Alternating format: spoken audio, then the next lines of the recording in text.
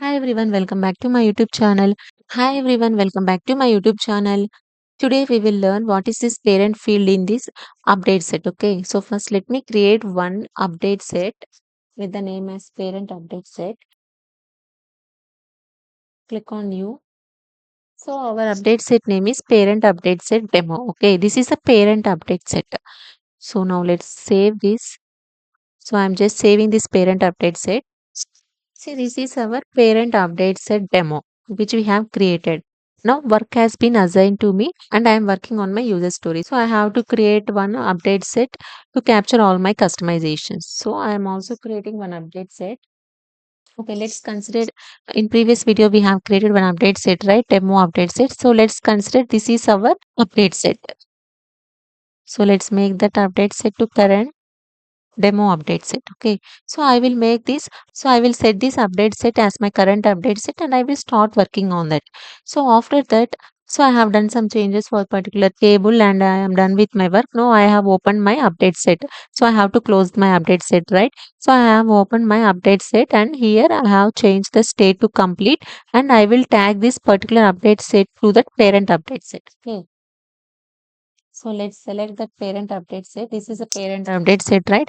So I have tagged that update set to this parent update set. I am closing my update set. So if you see here, we have child update set here, update set logs and customer updates. So I have tagged my update set to parent update set. Now click on save. Okay, now let's open that parent update set. See, when we open this parent update set, we have, so this is a batch update set and click on this child update set. See, for this parent update set, we have one child update set which is in complete state. So in a group, there are 5 members. So any one of the group member will create this parent update set and they will create their own update set as well and they will start working on that and they will capture all those customization in their local update set and while closing they will tag that update set to this parent update set. Okay, so like if you have 5 members in a group, tag their update set to this parent update set and they will close their current update set. Okay. So currently we have only one update set here as a child update set. If there are 5 people in the group means then they will also tag their update set to this parent update set, right? Then the count will be increased.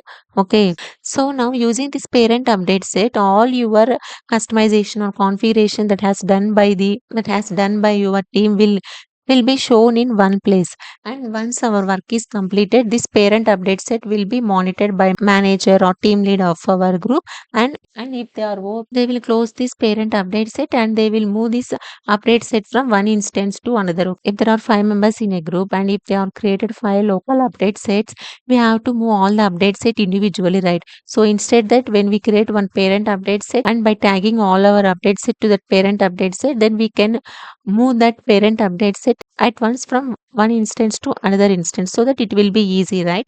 So this is how we can use the parent field in a parent update set. That's all for today video. I hope you like this video and also please don't forget to like, share, comment and subscribe my channel. Thanks for watching.